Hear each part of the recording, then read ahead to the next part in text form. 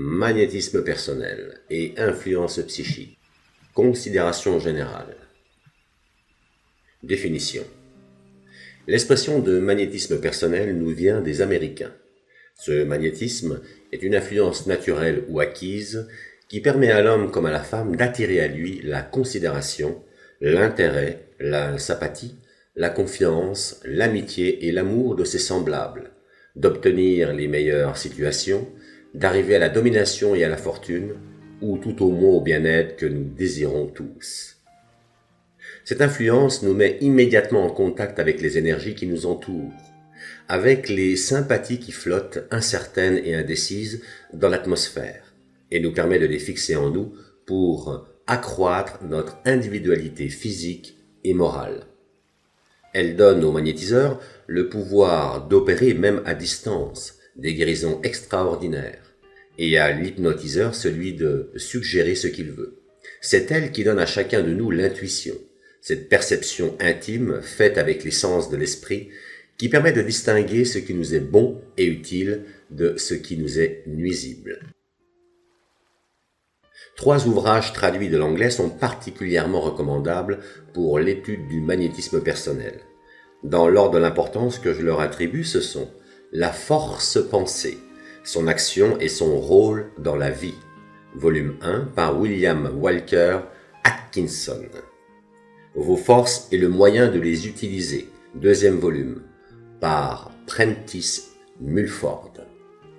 Cours de magnétisme personnel, de l'empire sur soi-même et du développement des dispositions naturelles, volume numéro 1, par Turnbull. Les 2 premiers auteurs considèrent la pensée convenablement dirigée par la volonté comme la cause directe du bonheur ou du malheur qui nous arrive.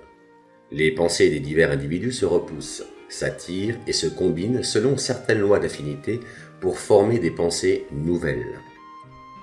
Il suffit alors, pour acquérir l'influence personnelle à un degré très élevé, de n'avoir que des pensées d'altruisme, de bienveillance et de bonté, qui attirent les pensées de même nature, pour former une sorte de capital que l'on emploie consciemment ou inconsciemment pour parvenir au but que l'on veut atteindre.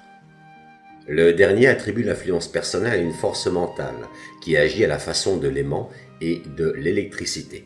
Cette force se manifeste sous la forme de courants mentaux, analogues aux courants électriques, qui vont presque constamment d'un cerveau à l'autre, et les plus influents sont ceux qui savent emmagasiner en eux, dans une sorte de batterie de réserve, la plus grande somme de force qui leur appartient en propre, ainsi que celle qu'ils puisent chez les autres. Quoiqu'elle ne me paraisse résoudre que certains côtés de la question, la théorie des courants mentaux mérite d'être prise en sérieuse considération. Cette action du désir, de la pensée et de la volonté était connue des anciens. Les ouvrages bibliques sont remplis d'exemples frappants qu'il n'y a qu'à dégager de la croyance à l'intervention divine pour les voir apparaître dans toute leur simplicité. En raisonnant sur les facultés de l'âme, Avicenne, Roger Bacon et Agrippa, Paracelse, Van Helmont et beaucoup d'autres en ont parlé dans leurs écrits. Mais pour ne recommander ici que les ouvrages modernes que l'on puisse étudier avec intérêt, je citerai seulement dans l'ordre que je leur attribue au point de vue de leur importance. Comment devenir énergique? Introduction à l'éducation personnelle pour acquérir énergie et activité. Volume numéro 1 par le docteur Gebhardt. L'attitude qui en impose et comment l'acquérir. Volume numéro 1 par le même auteur. L'éducation de la volonté. Volume numéro 1 par Payot. L'éducation rationnelle de la volonté, volume 1, par le docteur Lévy. L'homme visible et invisible, volume numéro 1, par Leadbeater. Dogme et rituel de la haute magie, 2e volume, par Eliphas Lévy. Traité élémentaire de la magie pratique, volume numéro 1, par Papus. Traité méthodique de sciences occultes, volume numéro 1, par le même auteur. Les ouvrages de Gebhardt, Payot et Lévy se rapportent à peu près exclusivement au développement de la volonté. Celui de Leadbeater est un remarquable ouvrage de théosophie mais un peu trop abstrait pour ceux qui débutent dans l'étude si compliquée du pouvoir de l'homme. Celui d'Eliphas Lévi, qui est considéré comme un des meilleurs classiques de l'occulte, mériterait d'être placé le premier de cette seconde catégorie, si les grandes vérités qu'il contient, relativement au rôle de la pensée et de la volonté, n'étaient pas trop souvent voilées sous des formules magiques qui les rendent incompréhensibles à ceux qui ne sont pas initiés au langage des occultistes. Enfin, ceux de Pappus contiennent de sérieuses observations, qui ont également besoin d'être dégagées du bon nombre de formules que je considère comme inutiles. Dans le monde physique, l'harmonie résulte de la loi des contraires. Les effets de l'aimant et de l'électricité constituent le type le plus apparent de l'application de cette loi. Les pôles ou fluides de même nom se repoussent. Les pôles ou fluides de nom contraire s'attirent. Il en est de même pour le magnétisme humain, qui n'est qu'une propriété, qu'un mouvement de la matière. On peut les formuler ainsi. Les pensées et les actions de même nature s'attirent et font naître ou augmentent la considération, la sympathie, la confiance et l'amour que les individus sont susceptibles d'avoir les uns pour les autres. Les pensées et les actions de nature opposée se repoussent et donnent naissance à l'antipathie, à la méfiance et à la haine. Nos pensées peuvent être considérées comme des corps matériels et à ce titre, en dehors de ces lois physico-psychiques, elles sont encore soumises à des lois chimiques analogues à celles qui président à la composition et à la décomposition des corps qui tombent sous nos sens. Ainsi, elles se communiquent et s'échangent, allant continuellement d'un individu à un autre, même sans que nous en ayons conscience. Et lorsqu'elles sont de même nature, sans être identiquement semblables, elles ont une sorte d'affinité les unes pour les autres qui leur permet de se combiner pour former des pensées, des idées et des dispositions nouvelles.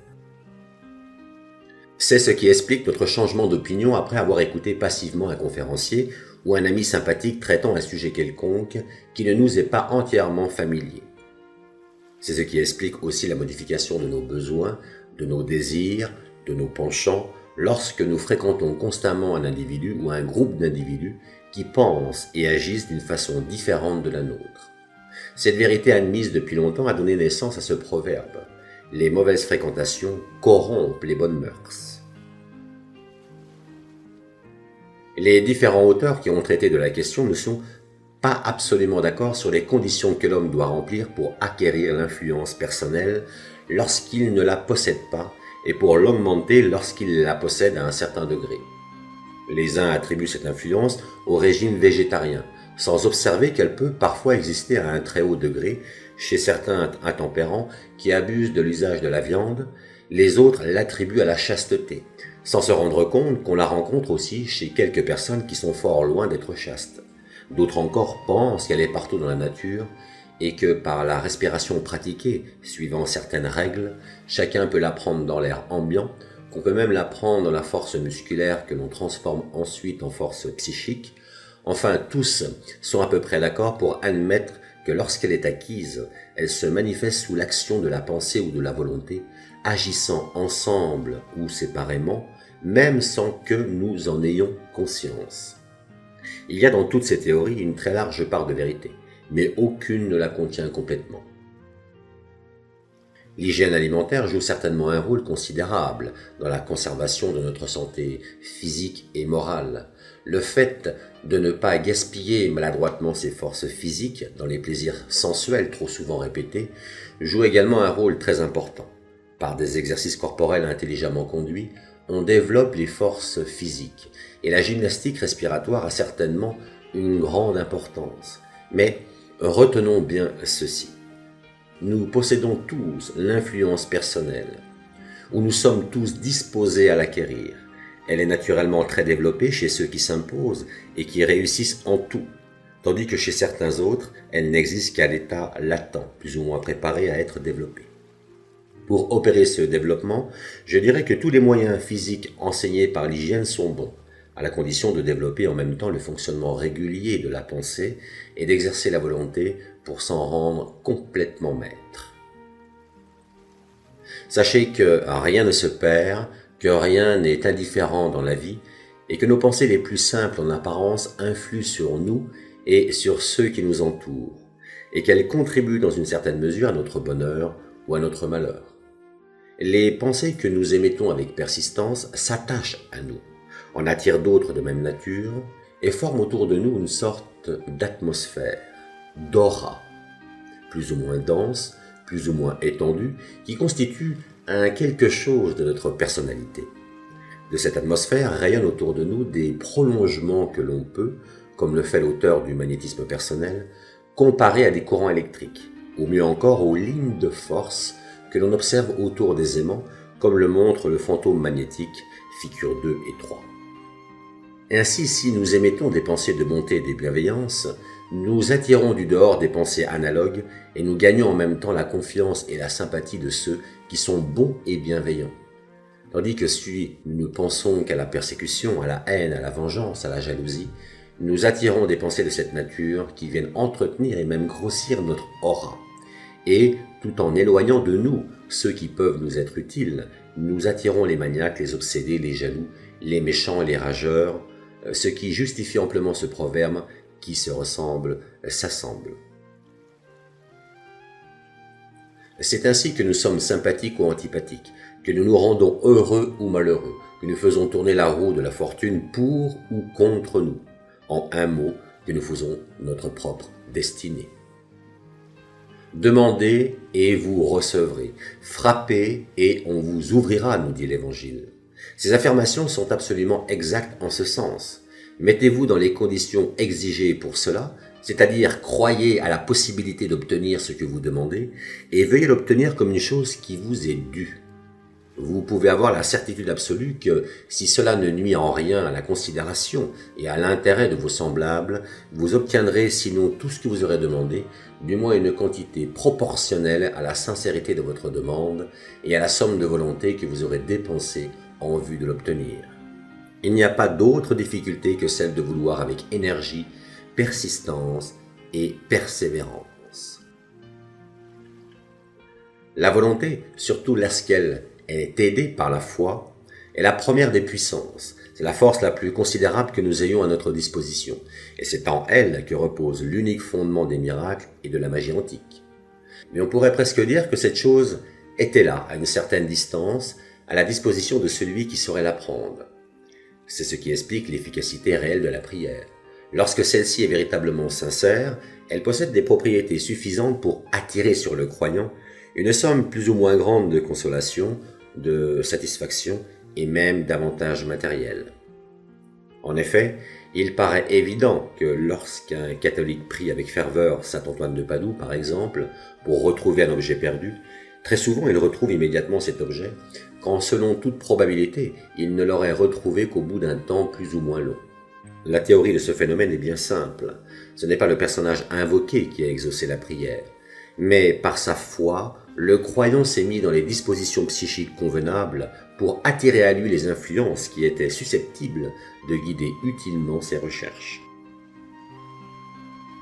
Les guérisons dites miraculeuses de Lourdes, et d'ailleurs s'expliquent de la même manière, par le désir de guérir, par les émotions du voyage et surtout par la foi, les pèlerins se mettent dans les conditions voulues pour attirer à eux les influences, les forces, les spirites, diraient les fluides, qui, susceptibles de déterminer la guérison et sous l'empire de l'action physique exercée par l'immersion dans la piscine, une réaction assez violente se produit pour vaincre un mal qui restait invincible sous l'action des divers moyens que le médecin avait pu employer. Il en est de même pour le plus grand nombre des effets spirites. Le médium, aidé de la force des fluides des assistants, attire à lui du milieu ambiant tous les éléments qui sont nécessaires à la production des phénomènes.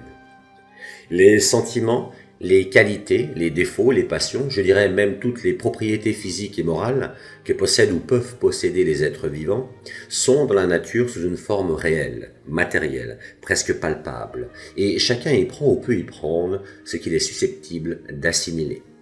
Connaissant les lois qui président aux manifestations de ces phénomènes de la vie psychique, on peut attirer à soi les bonnes choses et éloigner les mauvaises. Ce pouvoir est universel, il n'est pas limité à l'homme car on l'observe dans l'instinct et dans la manière d'être des animaux.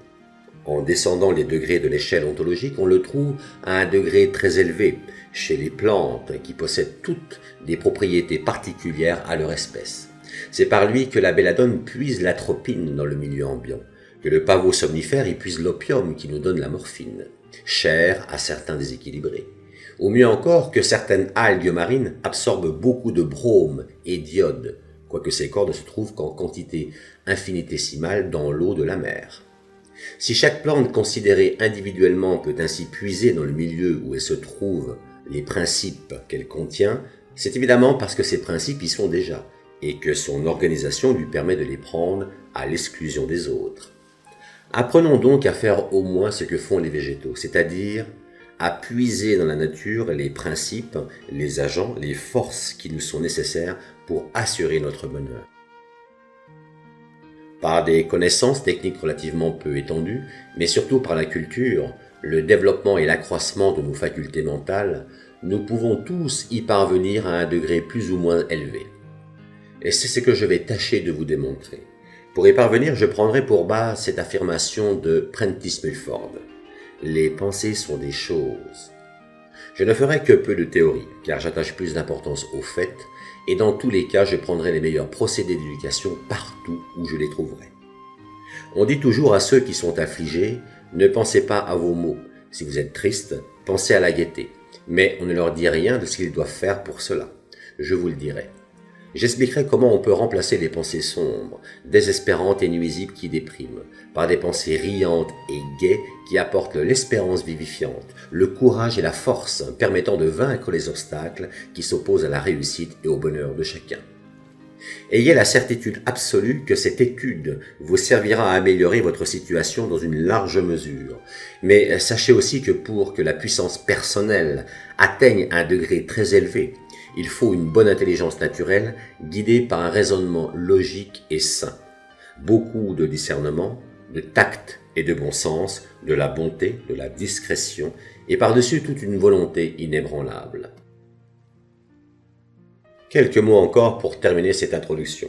Soyez bien persuadés que la pensée, même sans le secours de la volonté, modifie tout ce qui nous entoure, qu'elle donne aux choses des qualités nouvelles qui s'ajoutent à celles qu'elle possède en propre, qu'avec le secours de la volonté, elle crée réellement non pas des images, mais des agents, des forces, des corps même possédant les propriétés physiques et chimiques des corps matériels, corps qui agissent, se meuvent et sont susceptibles de communiquer le ton de leurs mouvements ainsi que leurs qualités propres aux êtres et aux choses placées dans la sphère de leur action.